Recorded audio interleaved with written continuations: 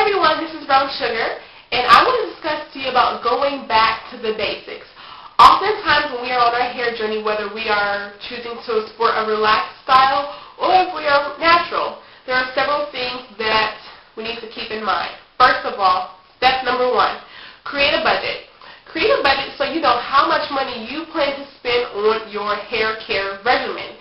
This will include whether you choose to make an appointment to go visit a professional hairstylist, and it also includes the amount of money that you plan on spend on hair care products.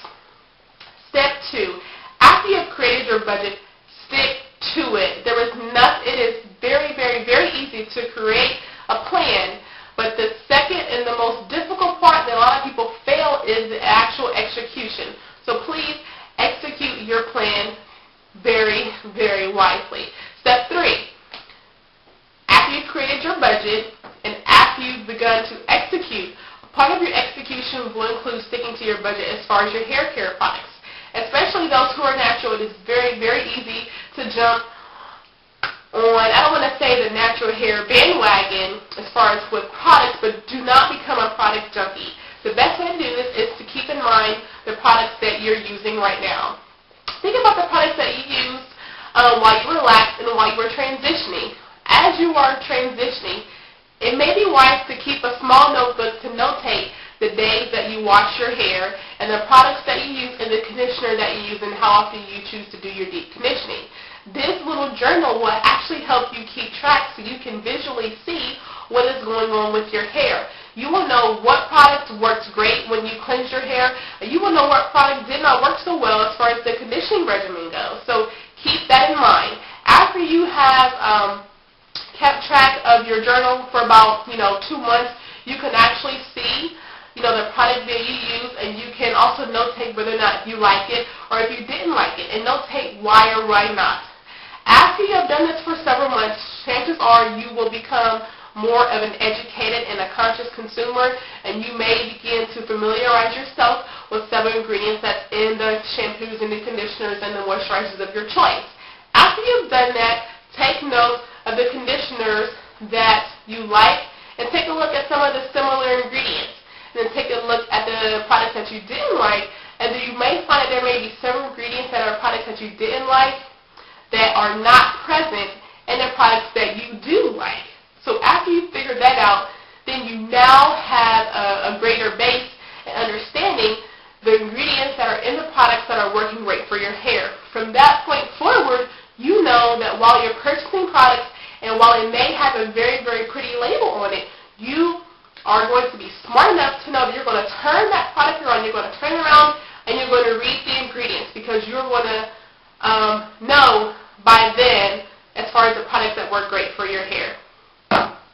So we've got the cleansing, the shampoo, and we've got the conditioning. Step two, moisturizing. Moisturizing your hair is probably the step that a lot of people may either not take serious enough, or you may also realize that while you relax, that you did not moisturize your hair and your scalp as often as you do when you are natural.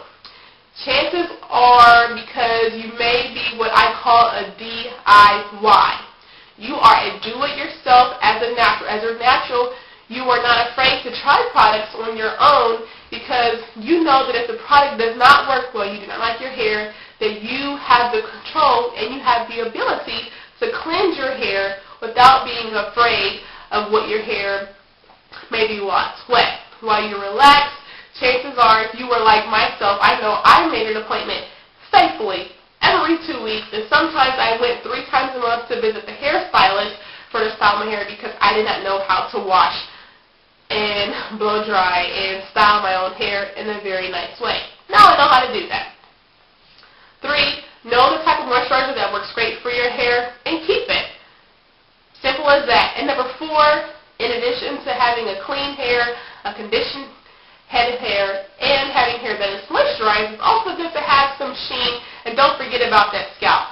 So one great way to have sheen, you do not have to have a fancy spray or a mist bottle, some kind of shine this, sheen that. Simple oil will do. You may have olive oil in your own kitchen cabinets. Take some of the olive olive oil out, place it in a small applicator bottle like this.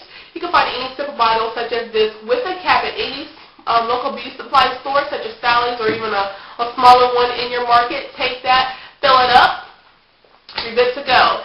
A few tips about that: if you're going to use oils or make your own homemade products, also take the time to go purchase some vitamin E oil. Vitamin E oil is a great preservative.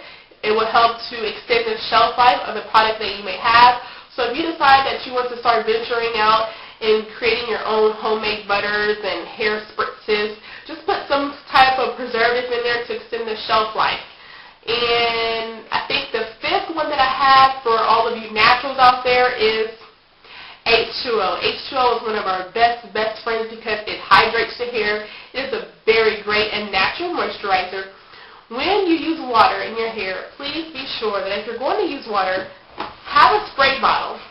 Not one, not two, but have several. They only cost $1 or $2 a piece. It doesn't hurt. The reason why I say this is because you don't want to begin to mixing your bottles with different products because different products will react differently. And when you use your spray bottle for water, make sure that after you spritz your hair with water, pour it out. You don't want to use the same spray bottle every day. So if you know you're only going to spritz your hair, don't, fill your bottle that may be this high full of water. Put only enough that is going to use your hair so that way you don't waste too much water. And that's about it. I hope these tips helped, and stay tuned for more quick tips. Alright, thanks for watching. Bye.